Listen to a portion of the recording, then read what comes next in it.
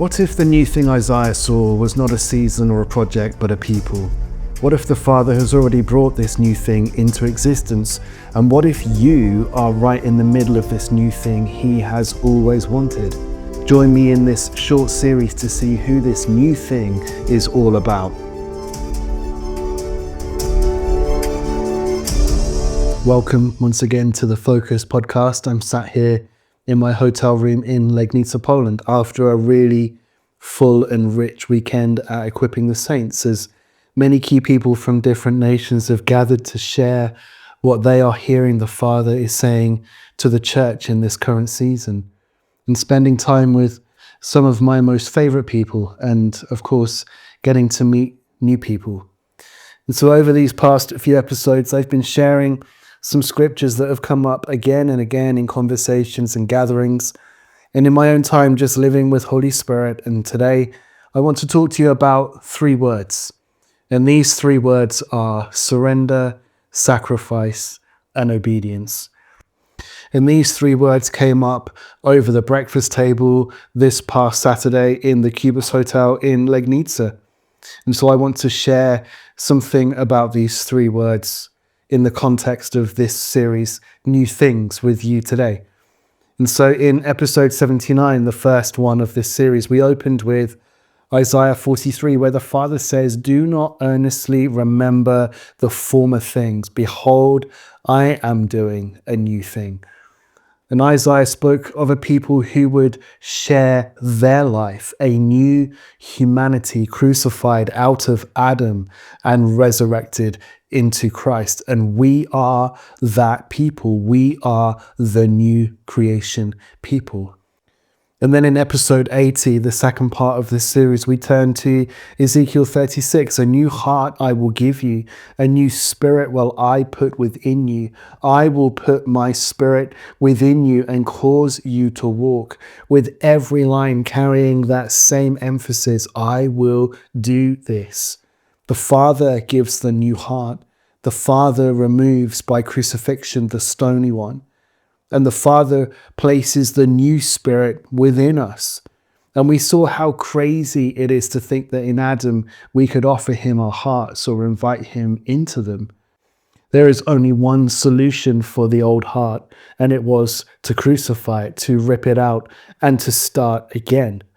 And I've talked a lot on here on the Focus podcast about living by the life of another in the new man, living by the indwelling Christ. And so as we look at these 3 words today, surrender, sacrifice, and obedience, I'm trusting Holy Spirit to expose where self has been operating in each of us. And remember, you are not yourself or your flesh life. And I'm trusting Holy Spirit to bring the life of the Son into sharper focus. For some of you, this may be the first time you've heard any of this, and it may even cause a reaction in you. But listen and pay attention to which voice is responding. Is it the voice of the flesh or the voice of the new man? Because this will most certainly help someone discern which source you have been living from. And let me say this again, everything I share on this podcast has come from my own entering in first for myself. I've needed everything I share with you. And so this is a revelation that has been slowly unfolding for me over the past year.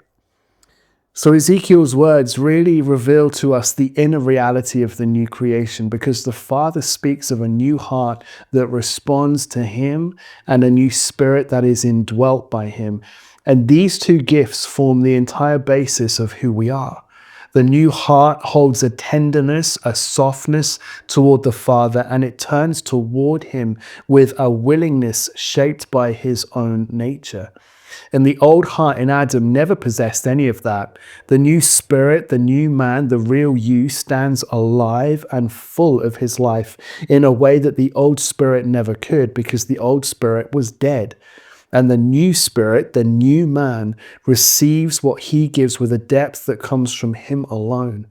And it becomes the place where his life is born. And when planted in a healthy church family, begins to develop, grow, and mature into a fully mature and responsive son to the Father.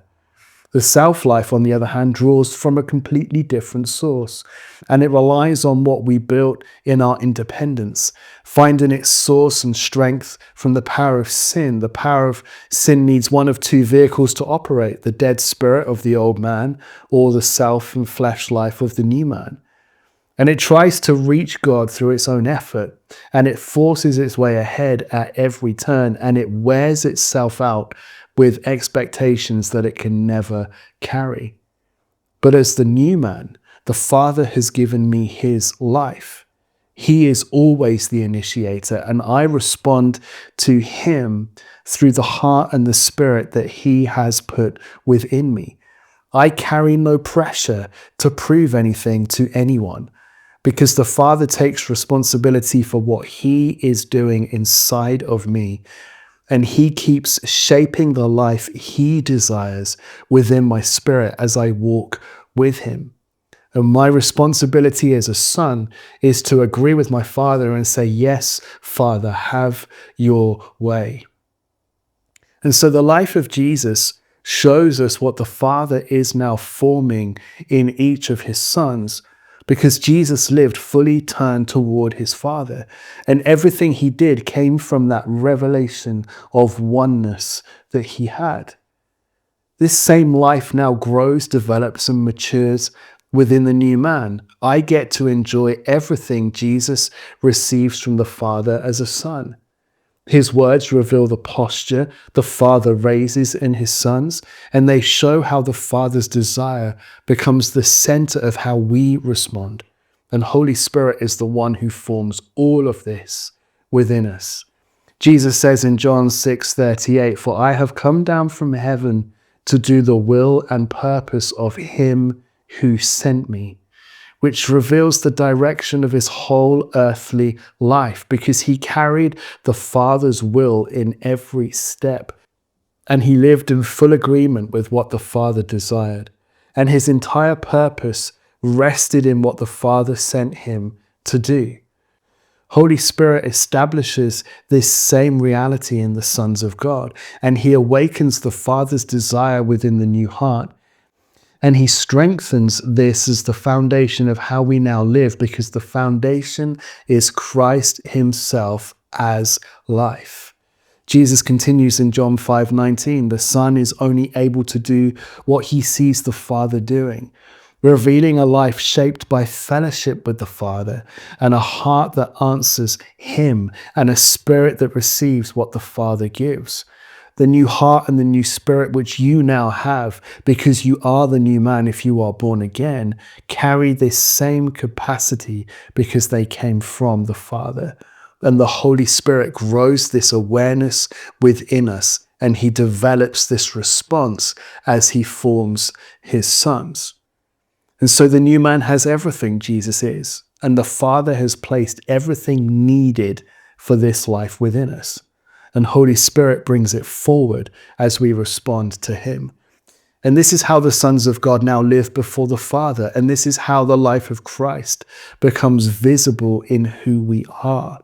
And this is the reality of the new creation the Father is bringing into being. And so with the new man, the new creation, there is a new language altogether. You cannot describe the new man with old man vocabulary. And there are words the Father himself will need to redefine for you and recover for you. Surrender, sacrifice, and obedience are all very real, but they become completely different realities depending on which source you are living from. And so today, this is by no means exhaustive, but I hope it will bring a little clarity.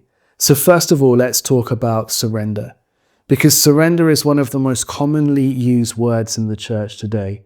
It appears in many of our worship songs.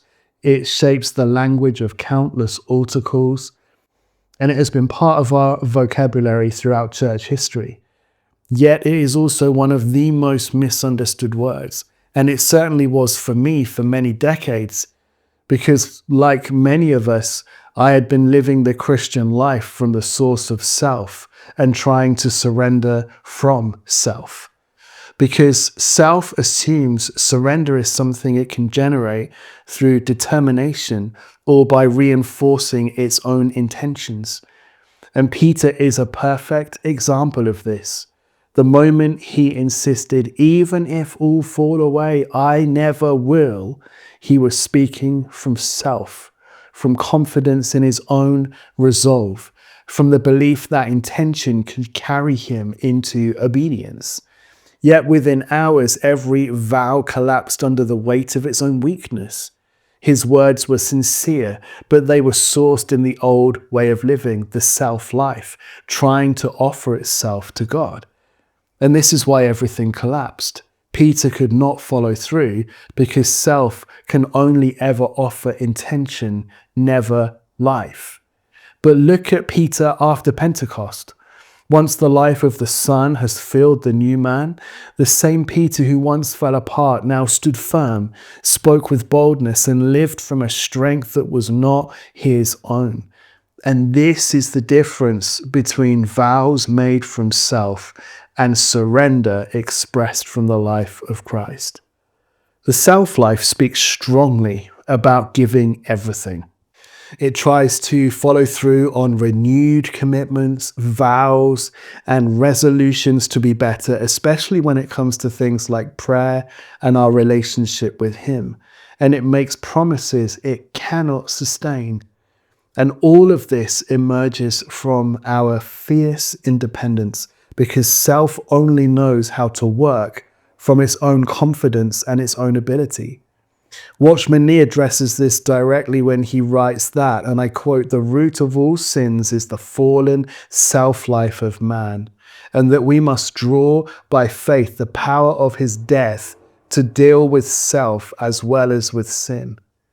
In other words, what many of us called surrender was simply the self-life offering itself to God.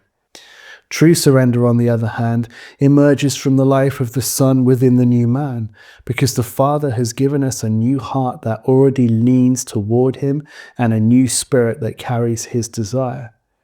This is why surrender exhausts the self-life, yet flows effortlessly from the new man, because self tries to produce it, but the new man expresses it, because the life of the Son is its source. There is only one Son who ever surrendered to the Father, and He now shares that life with us in spirit. And sacrifice has carried the same confusion. Self will even accuse God in this area. It will say things like, "Haven't I given up enough for you yet?" Or, "Haven't you seen what I've sacrificed for you? Why isn't this working after everything I've laid down for you?" Or it can manifest itself like, "Look at what I've given up for God. Look at how much of a spiritual man I am."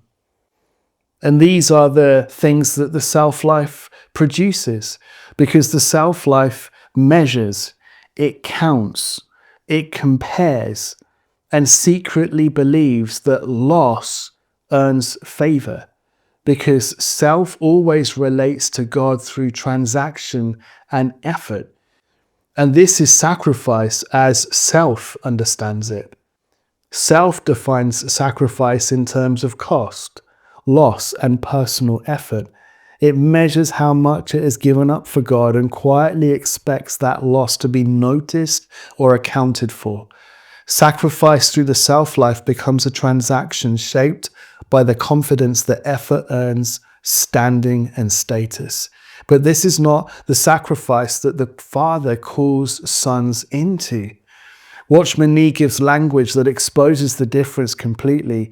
He writes that Paul allowed the death of the cross to work deeply in him so that others might have life, and that only the one who dies can give life.